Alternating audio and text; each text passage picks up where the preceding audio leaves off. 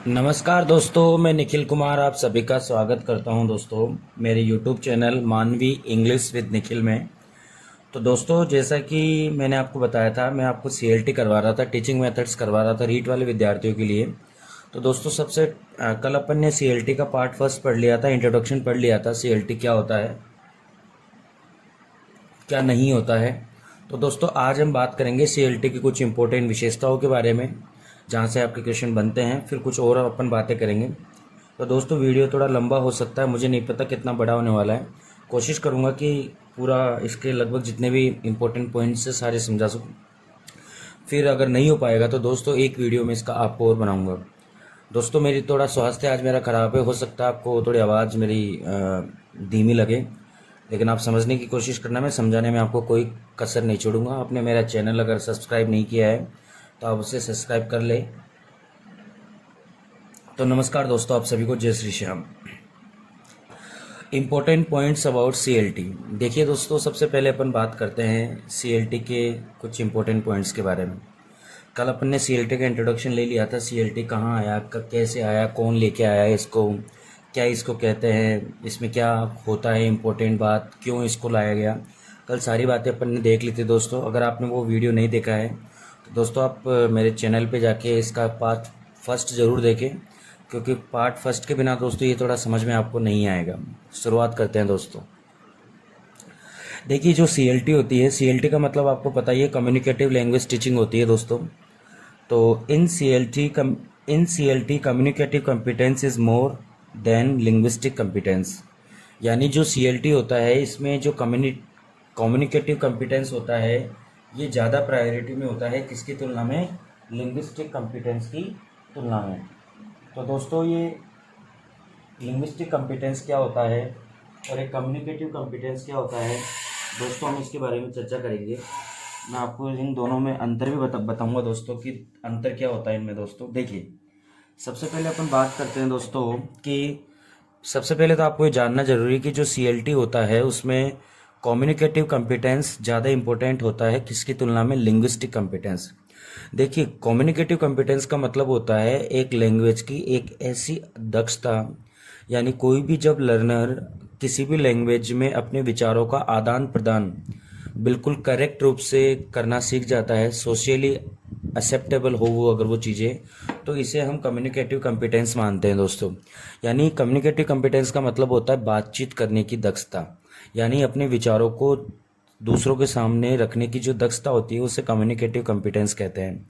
Linguistic competence का मतलब होता है जो लैंग्वेज होती है उसका बहुत अच्छे तरीके से यूज़ करना क्या कहलाता है दोस्तों, लिंग्विस्टिक कॉम्पिटेंस। यानी जब आप लैंग्वेज में एक्सपर्ट बन जाते हो, मतलब ग्रामर में एक्सपर्ट बन जाते हो, तो उसे लिंग्विस्टिक कॉम्पिटेंस कहते हैं। तो दोस्तों, सीएलटी का ऐसा मानना है कि लिंग्विस्टिक कॉम्पिटेंस की तुलना में आपके अंदर कम्युनिकेटिव कॉम्पिटेंस का होना जरूरी है। ये पहले ही पॉइंट से दोस्तों आपकी रीट 2015 में पिछली बार क्वेश्चन बन चुका है दोस्तों। पहले ही पॉइंट से आपके क्वेश्चन बन चुका था दोस्तों। सबसे पहले आपको ये याद रखना है कि सीएलटी में कम्युनिकेटिव कॉम्पिटेंस ज़्यादा इंपॉर्टेंट होता है किसकी तुलना में, लिंग्विस्टिक कॉम्पिटेंस की तुलना में। It means we can say the communicative competence plays an important role in CLT rather than linguistic competence. Is it okay? Okay, तो form is primary but functions are sorry form is not primary but functions are primary। देखिए कितने important point है, आपको समझ में आ रहा होगा। मैं इसको आपको पूरा समझाना चाहूँगा दोस्तों। Form is primary, form is not primary but functions are primary. इसका मतलब ये है कि जो लैंग्वेज का जो फॉर्म होता है, यानी लैंग्वेज कैसे बनी, कहाँ बनी, लैंग्वेज क्या होती है, ये ज़्यादा इम्पोर्टेंट नहीं होता है किसकी तुलना में, उसका फंक्शन। मतलब कुल मिला के ये इस पॉइंट से ये बताना चाहता है कि हमें ये चाहे आए या नहीं आए कि लैंग्वेज क्या होती है क्या नहीं होती है, बट हमें उस लैंग्वेज का यूज़ हमें पता होना चाहिए, यानी उस लैंग्वेज का फंक्शन हमें पता होना चाहिए। जैसे उदाहरण के तौर पे जैसे कंप्यूटर है, आपका कंप्यूटर है। अब आपको कंप्यूटर क्या है, किसने बनाया, कब बना, इसमें क्या क्या होता है, या आपको चलो आए या नहीं आए, लेकिन उसका फंक्शन जरूर आना चाहिए कि ये कैसे चालू होता है, कैसे बंद होता है, इसका फंक्शन क्या, फंक्शन जरूरी है। फंक्शन का मतलब होता है उसकी प्रैक्टिकल यूटिलिटी। फंक्शन का मतलब क्या होता है दोस्तों, प्रैक्टिकल यूटिलिटी, यानी लैंग्वेज को प्रैक्टिकल होना जरूरी है, लैंग्वेज में प्रैक्टिकल का होना जरूरी है। तो ये फर्स्ट पॉइंट क्लियर हो गया। सेकंड पॉइंट क्लियर हो गया। थर्ड देखिए, fluency is more important then accuracy. देखिए यहाँ पे बहुत सारी विशेषता मैं आपके लिए लेके आऊंगा, लगभग 40 विशेषताएं हैं। इन 40 में से दोस्तों एक तो विशेषता है आपके पेपर में पूछी जाएगी। अब वो कौन सी पूछी जाएगी वो तो दोस्तों अब पेपर बनाने वाला जाने, इसलिए मैं सारी ही आपको करवा रहा हूँ, सारी इंपॉर्टेंट है। Fluency is more important then accuracy. इसका मतलब ये हुआ कि भले ही आप भाषा में थोड़ा बोलते समय ग्रामेटिकली डिसऑर्डर कर दो, हो सकता है कभी कभार हो जाता है व्यक्ति कि ग्रामेटिकली स्पेलिंग में गलती कर देता है, मीनिंग में गलती कर देता है, सिंगुलर की जगह प्लूरल वर्ब लगा देता है, तो एक्यूरेसी थोड़ी ज़्यादा अहमियत नहीं रखती किसकी तुलना में, फ्लुएंसी ज़्यादा इंपॉर्टेंट। देखिए फ्लुएंसी का सीधा सीधा संबंध कम्युनिकेशन से होता है। मतलब सीएलटी ये चाहती है कि आप एक लर्नर को ऐसा बनाइए कि वो अंग्रेजी को फ्लुएंटली बोले, अंग्रेजी को बिल्कुल अच्छे तरीके से धारा प्रभावित बोले। भले ही वो उसमें थोड़ा बहुत डिसऑर्डर कर दे, भले ही वो थोड़ा उसमें एक्यूरेसी थोड़ी ऊपर नीचे हो जाए उसकी, वो चलेगा, लेकिन इसमें फ्लुएंसी ज़्यादा इंपॉर्टेंट रोल प्ले करेगी। तो देखिए पहला तो ये हो गया कि कम्युनिकेटिव कॉम्पिटेंस लिंग्विस्टिक कॉम्पिटेंस की तुलना में ज़्यादा इंपॉर्टेंट रोल प्ले कर रहा है। दूसरा ये हो गया कि इसमें जो फॉर्म होती है, यानी इसका जो रूप होता है, इसका जो आधार होता है वो प्राइमरी नहीं होता है, जबकि इसका जो फंक्शन होता है वो प्राइमरी होता है। प्राइमरी का मतलब इंपॉर्टेंट होता है, ठीक है। तीसरा पॉइंट है fluency is more important then accuracy, यानी एक्यूरेसी की तुलना में किसको ज़्यादा वरीयता दी जाती है, सीएलटी में फ्लुएंसी को वरीयता दी जाती है। नेक्स्ट देखिए fourth point, meaning is Paramount. Meaning is Paramount का मतलब क्या होता है, जो सीएलटी का जो मीनिंग है ना, CLT is a broad concept, it means, यानी सीएलटी को आप केवल एक बिंदु से नहीं समझ सकते कि आपने पहला बिंदु समझ लिया और आपको सीएलटी समझ में आ गया, नहीं, ऐसा नहीं हो सकता है। सीएलटी को समझने के लिए आपको काफ़ी कुछ पढ़ना पड़ता है, काफ़ी इसकी विशेषताओं को आपको जानना पड़ता है, तब जाके आप सीएलटी को सीख पाते हैं। पैरामाउंट का मतलब होता है दोस्तों विस्तृत, यानी बड़ा। तो इसका जो मीनिंग है वो कोई छोटा मीनिंग नहीं है, आप केवल एक बिंदु के आधार पे आपको मैं कह दूं कि दोस्तों पहला बिंदु समझ लो आपका तो सीएलटी हो गया, नहीं। इसका मीनिंग जो है वो बहुत ही पैरामाउंट है, मतलब विस्तृत है, ब्रॉड है। ये आपका फोर्थ पॉइंट हो गया। नेक्स्ट है आपका इफेक्टिव कम्युनिकेशन इज स्ट्रेस्ड। देखिए बहुत इंपॉर्टेंट पॉइंट है, इसके स्टार लगा लेना दोस्तों, परीक्षा में ये पॉइंट बन सकता है एग्जाम में। Effective communication is stressed. Effective का मतलब होता है कि एक ऐसे कम्युनिकेशन जो सामने वाले को प्रभावित करे। The communication that effected to your listener, that is called effective communication. तो इस पे जोर दिया जाता है। जोर दिया जाने का मतलब ये होता है कि जब भी आप सीएलटी से बच्चे को पढ़ाते हैं तो आपका टारगेट ये रहता है कि बच्चा इफेक्टिव कम्युनिकेशन करे, एक ऐसी कम्युनिकेशन करे जो सामने वाले को प्रभावित करे, that effects your in front ear. So we can say the effective communication is focused in CLT. हो सकता है दोस्तों मैं फिर कह रहा हूँ मेरी आवाज़ आपको थोड़ी अजीब सी लग रही हो, मेरी तबीयत दोस्तों बहुत ज़्यादा ख़राब है आज, फिर भी मैंने सोचा बच्चों का नुकसान नहीं हो, आपका वीडियो छूटे नहीं, इसलिए मैं दोस्तों वीडियो बनाने के लिए आ गया। आप लोग इसके पॉइंट्स को दोस्तों समझते जाना। मैं इसका दोस्तों आपका इसका पिक लेके मैं आपको लिंक में भी शेयर कर दूंगा, ताकि अगर आपको दिखने में दिक्कत हो तो आपको ज़्यादा प्रॉब्लम नहीं है। Next 6 point, not much emphasise on pronunciation. देखिए बहुत इंपॉर्टेंट पॉइंट है, इस पॉइंट को समझना ज़्यादा इंपॉर्टेंट है। Only comprehensible pronunciation is short. देखिए शॉर्ट जो है वो सीक की सेकंड फॉर्म है। सीक की जो सेकंड और थर्ड फॉर्म होती है वो शॉर्ट होती है, यहाँ पे थर्ड फॉर्म के रूप में आई है। तो सीक की जो सेकंड और थर्ड फॉर्म होती है वो शॉर्ट होती है। सीक का मतलब होता है मांगना, डिमांड। सीक का मतलब क्या होता है, मांगना या डिमांड। तो देखिए सीएलटी में क्या होता है कि प्रोनाउंसिएशन पे ज़्यादा जोर नहीं दिया जाता है।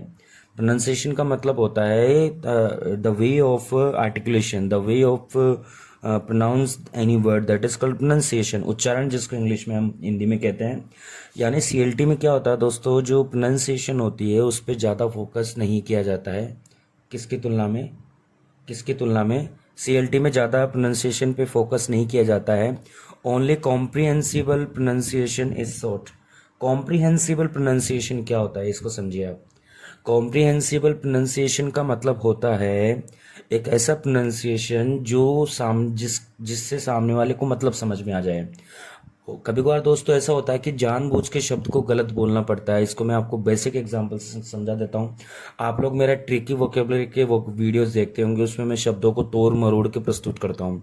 जैसे कल मैंने एक वर्ड मान लो आपको दिया सल्लूबरियस, तो सल्लूबरियस का मतलब मैंने स्वस्थ बताया, तो उसका एक्चुअल प्रोनाउंसिएशन तो दोस्तों आपका ब्रियस होता है, सल ब्रियस होता है। लेकिन मैंने उसको आपको सिखाने के लिए मैंने क्या कर दिया, कॉम्प्रिहेंसिबल कर दिया उसको। मैंने ऐसे ऐसे ट्रिक बना दी कि जो सल्लू है उसकी बॉडी है, मतलब वो स्वस्थ है। इसका मतलब ये होता है कि कॉम्प्रिहेंसिबल प्रोनाउंसिएशन का मतलब होता है एक ऐसी प्रोनाउंसिएशन कभी कभार कि जिससे सामने वाले को समझ में आ जाए, भले ही वो थोड़ा इनएक्यूरेट हो, भले ही वो थोड़ी गलत हो, वो चीज़ चल जाएगी। क्योंकि ऊपर यहाँ पे साफ साफ ऊपर बोला जा रहा है कि प्रोनाउंसिएशन पे ज़्यादा जोर नहीं दिया जाता है, कॉम्प्रिहेंसिबल प्रोनाउंसिएशन पे ज़्यादा जोर दिया जाता है। कॉम्प्रिहेंसिबल प्रोनाउंसिएशन का मतलब होता है the pronunciation that is always to your demand, that fulfills your demand, that fulfills your context, that fulfills your dream, that is called comprehensible pronunciation. Okay, is it okay? 6 number अपन ने देख लिया। 7 number देखते हैं, emphasises is on the communicative competence. देखिए पहले ही point को 7वें point में अलग तरीके से प्रस्तुत किया गया है। Emphasise is on communicative competence. Communicative competence का मतलब मैं वापस आपको बताना चाहूँगा, कम्युनिकेटिव कॉम्पिटेंस का मतलब होता है इफेक्टिव कम्युनिकेशन। इफेक्टिव कम्युनिकेशन का मतलब होता है सोशियली एक्सेप्टेबल कम्युनिकेशन, और सोशियली एक्सेप्टेबल कम्युनिकेशन का मतलब होता है कम्युनिकेटिव कॉम्पिटेंस। तो कम्युनिकेटिव कॉम्पिटेंस का मतलब होता है कि आप बातचीत करने में जब दक्ष हो जाते हैं तो इसे कम्युनिकेटिव कॉम्पिटेंस कहते हैं। नेक्स्ट 7वां पॉइंट देखिए दोस्तों, emphasize is on communicative competence. 8वां पॉइंट देखिए, judicious use of the native language is accepted. बहुत इंपॉर्टेंट पॉइंट है, स्टार लगा लेना दोस्तों इसके आगे आप लोग। Judicious use of native language is accepted. इसका मतलब ये हो गया कि जो नेटिव लैंग्वेज है, नेटिव लैंग्वेज का मतलब होता है दोस्तों मदर टंग, यानी जो मदर टंग होती है उसका हम ज़रूरत पड़ने पे प्रयोग कर सकते हैं। जीटी मेथड ने ये कहा कि सारा ही काम मदर टंग में करो। डायरेक्ट मेथड ने ये कहा कि मदर टंग का प्रयोग बिल्कुल मत करो। सीएलटी ये कहती है कि ज़रूरत पड़ने पे मदर टंग का यूज़ आप कर सकते हो। You can use your mother tongue if you demand. अगर आप मदर टंग की डिमांड करते हैं या मदर टंग की डिमांड है, नेटिव लैंग्वेज की डिमांड है, तो आप नेटिव लैंग्वेज को यूज़ कर सकते हैं दोस्तों, ये सीएलटी कहती है। नेक्स्ट है, कॉन्टेक्सचुअलाइजेशन इज अ बेसिक प्राइमिस। बहुत ही अच्छा सिद्धांत है। पहले तो ये वर्ड इंपॉर्टेंट करो दोस्तों आप लोग, बहुत अच्छा वर्ड है कॉन्टेक्सचुअलाइजेशन। कॉन्टेक्सचुअलाइजेशन का मतलब होता है जो मतलब सिद्धांत होते हैं ना आपके, उसे कॉन्टेक्सचुअलाइजेशन कहते हैं। यानी कॉन्टेक्सचुअलाइजेशन is a basic primase. Primase का मतलब सिद्धांत, यानी जो चीज़ों को बोलने का जो तरीका है ना, कॉन्टेक्स्ट के रूप में बोलने का तरीका, वो इसका मुख्य सिद्धांत होता है। तो ध्यान रखना, वर्ड थोड़ा आपको अलग लग रहा है। कॉन्टेक्स्ट का मतलब होता है मीनिंग सहित बताना, तो जो कॉन्टेक्सचुअलाइजेशन होता है मतलब विचार करके मीनिंग सहित बताना, इसका मुख्य सिद्धांत होता है। इसको भी दोस्तों आप लोग इंपॉर्टेंट कर लेना, ये भी परीक्षा में पूछा जाता है। इसका मतलब ये हो गया, ए स्टेटमेंट और idea that forms the basic for a reasonable line of the argument. मतलब कुल मिला के वही बात है जो आप तर्क दे सके कि हाँ ऐसा होता है, ऐसा कहीं ना कहीं होता। तर्क अगर आप दे सकते हैं तो उसे कॉन्टेक्स्ट, मतलब आपने बचपन में पढ़ा होगा कि इसका कॉन्टेक्स्ट क्या है, मतलब ये कहाँ से मिला आपको। तो कॉन्टेक्सचुअलाइजेशन इज द बेसिक प्राइमिस। ध्यान रखना, आपसे पूछा जाता है कि इन CLT the basic primase is, primase का मतलब सिद्धांत। तो दोस्तों आंसर आपका ये वाला वर्ड रहेगा जो बोल्ड लेटर्स में लिखा हुआ है। देखिए दोस्तों, इंग्लिश की सबसे बेस्ट बुक में से ये मैटर लिया हुआ है। मैं जो भी बुक्स पढ़ता हूँ दोस्तों ऑथेंटिक पढ़ता हूँ, और इंग्लिश टू इंग्लिश मेरी बुक्स पढ़ने की प्रायोरिटी रहती है। कोई बहुत, लेकिन आपके सामने ये जो बुक्स रखी गई है बहुत ही अच्छी बुक है। टीचिंग मेथड में आपके इससे बेस्ट बुक पूरी इंडिया में आपको दोस्तों नहीं मिलेगी। आप इसके पॉइंट्स को दोस्तों इंपॉर्टेंट कर लेना, सारे पॉइंट्स अपने आप में इंपॉर्टेंट है। Question number 10, CLT is task based. ये पॉइंट भी इंपॉर्टेंट है, मैंने पहले स्टार लगा दिया। CLT is task based.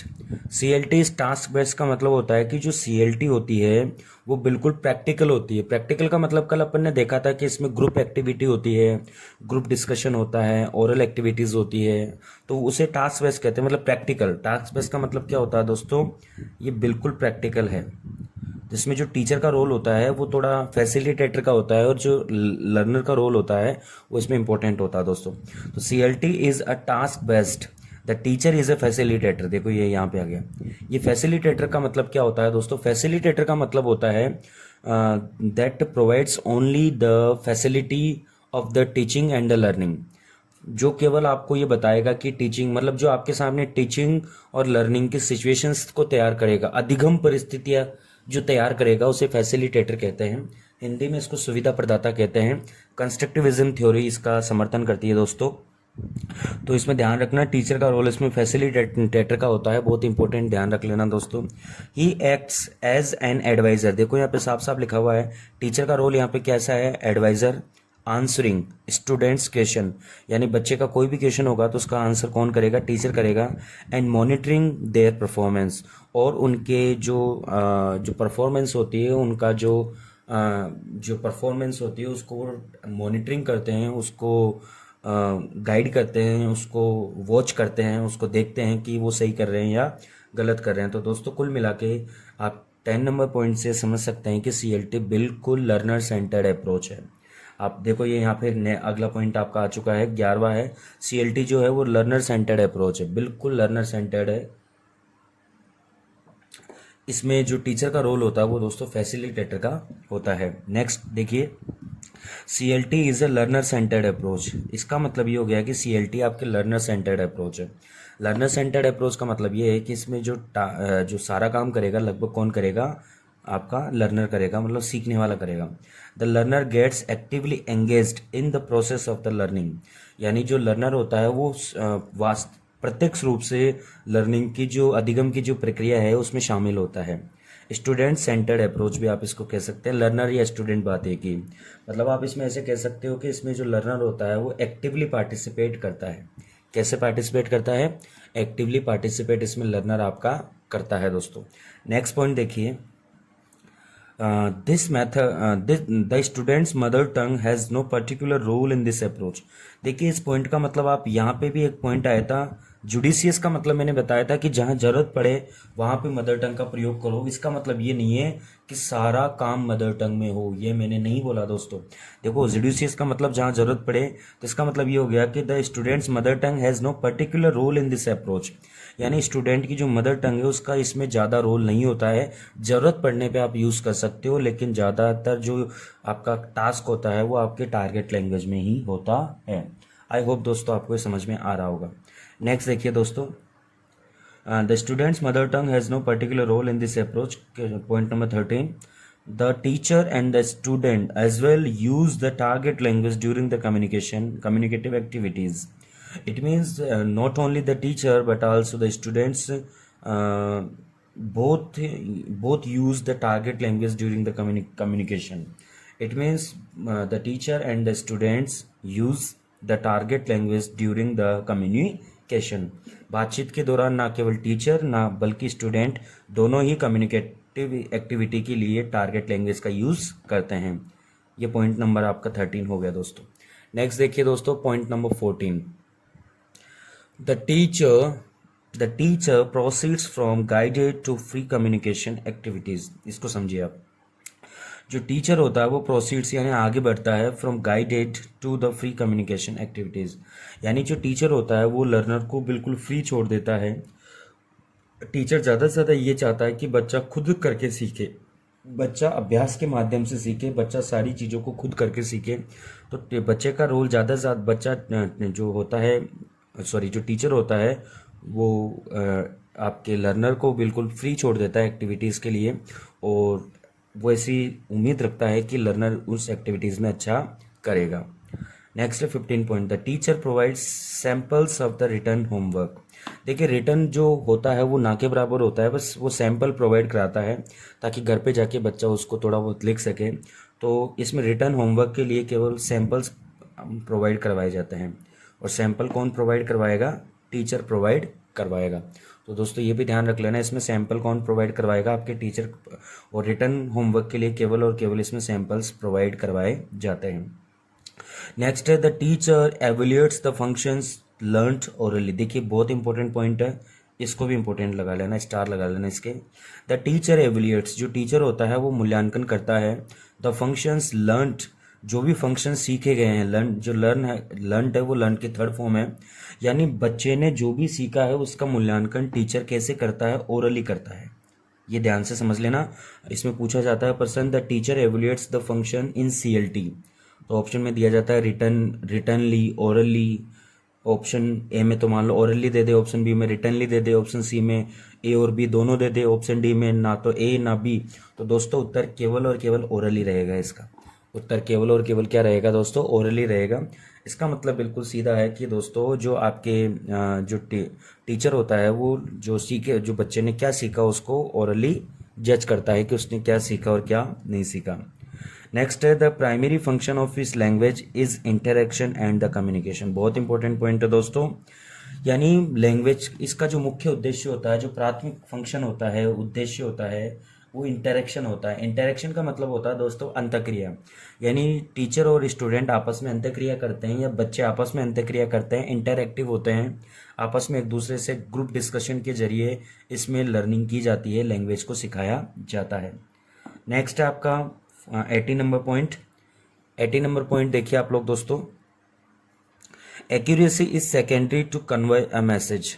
Accuracy is secondary, देखिए इसमें फ्लुएंसी प्राइमरी है, देखिए यहाँ पे दे रखा है फ्लुएंसी प्राइमरी है, फ्लुएंसी इंपॉर्टेंट है, तो एक्यूरेसी दोस्तों सेकेंडरी होगी। मतलब इसका पॉइंट का मतलब ये है कि जिसमें एक्यूरेसी होती है वो फ्लुएंसी की तुलना में थोड़ी ज़्यादा क्या होती है, कम इंपॉर्टेंट होती है, तो इसको उसी पॉइंट को अलग लैंग्वेज में लिख रहा है। देखिए दोस्तों मैं आपको सिंपल सी बात एक बताना चाहूँगा कि ये मैटर मैं आपको ऑफिशियली क्यों करवा रहा हूँ। इसके पीछे मेरा मकसद ये है कि दोस्तों अगर मैं यही चीज़ें, कल एक बच्चे ने मुझे कमेंट किया कि सर बोर्ड पे पढ़ाओ, दोस्तों बोर्ड पे इतनी सारी चीज़ें पॉसिबल नहीं हो पाती है, बोर्ड पे टीचर उतना ही पढ़ा पाता है, जैसे मान लो वो 2-3 पॉइंट पढ़ाते हैं, ये सारे पॉइंट्स आपको समझ में आ जाएंगे। अब आप लोग दोस्तों सुनाइए, आपको सारा दे रहा है, इसमें से आप पूरा का पूरा लिखिए। देखिए दोस्तों कोई आपके लिए अगर मेरा ऐसा मानना है कि आप जब तक चीज़ों को अपनी नोटबुक में नोट नहीं करोगे, आप ऐसे सोचते हैं कि यार चलो यूट्यूब पे देख लिया याद हो गया, नहीं दोस्तों यूट्यूब पे देखा है, अब उसको आप प्रैक्टिकल भी करो, आप उसको लिखो, जब तक वो हो ही नहीं पाएगा। तो दोस्तों लिखना भी पड़ेगा, आपको पढ़ना भी पड़ेगा। आप लोग सोचते हैं कि सर ने पढ़ा दिया अब तो समझ में आ गया, नहीं दोस्तों ये सारी चीज़ें लिखनी पड़ेगी आपको, तब जाके दोस्तों सारी स्थिति क्लियर हो पाएगी आपकी। ओके दोस्तों, नेक्स्ट है communicative functions of the language refers to what the speakers uses language for opposed how it does it।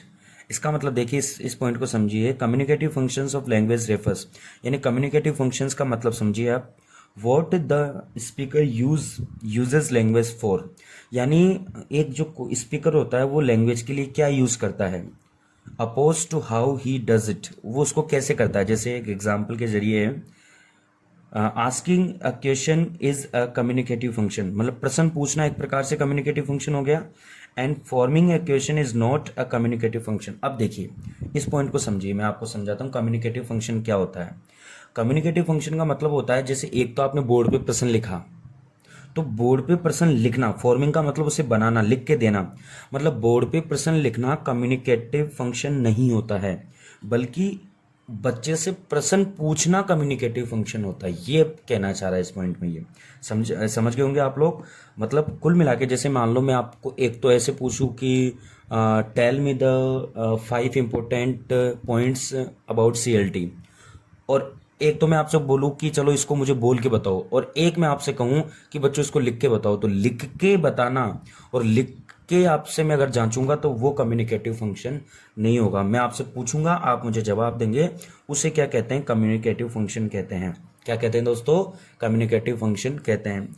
इसीलिए thus the term function refers to the purpose for which the utterance and utterance, देखिए बहुत अच्छा word है, utterance का मतलब होता है वार्तालाप, अटरेंस का मतलब होता है कम्युनिकेशन का सिनोनिम है दोस्तों ये, अटरेंस का मतलब होता है वार्तालाप, और unit of the language is used, मतलब कुल मिला के इसलिए हम कह सकते हैं कि जो फंक्शन जो जो जो जो द टर्म फंक्शन है, यानी जो फंक्शन वर्ड है, refers to the purpose for which an utterance of or unit of language is used, यानी बातचीत करना। कुल मिला के फंक्शन का मतलब यहाँ पे क्या है, फंक्शन का मतलब यहाँ पे है कि प्रैक्टिकल करना, फंक्शन का मतलब यहाँ पे क्या है, प्रैक्टिकल करना, अटरेंस करना, फंक्शन का मतलब यहाँ पे क्या बताया गया है, अटरेंस करना।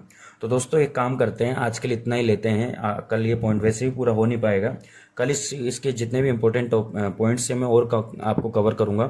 जब तक के लिए दोस्तों आपका धन्यवाद, थैंक यू सो मच। जय हिंद, जय भारत। दोस्तों थोड़ा स्वास्थ्य खराब होने की वजह से मैंने इतने ही पॉइंट्स करवाई है। आप इन पॉइंट्स को लिख के अपनी नोटबुक में नोट कर लेना। जब तक के लिए जय हिंद, जय भारत। आप सभी का बहुत बहुत धन्यवाद।